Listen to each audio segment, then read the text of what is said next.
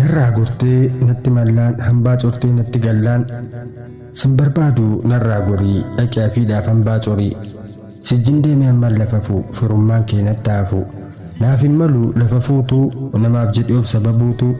anoon qabu maqaa dooluu ofiif ga'een jibbe gooluu kanaaf dhiisi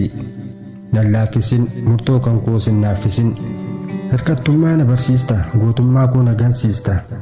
callisee amman yeroo fixu dhiisnaaf wayyaa sirraa citu si hubadheeran dhibooftaa yaadaaf deemsa narkaa dhooftaa natti hirkattee baran baatuu yoof hin ta'in naaf hin taatu yaaddoo fedhii yaadaan fixxee galma dhabda narraa cittee maree kan koo baastee of keessaa tattaafattee galmas keessaa hir'inni koo na dhokatee bara baay'een si gotote siif ga'e har'aa yeroon dhumaa kaleessaaf hamba aanguma fakkeessaadhaan waliin taanu kanaaf deemu waliin naanu.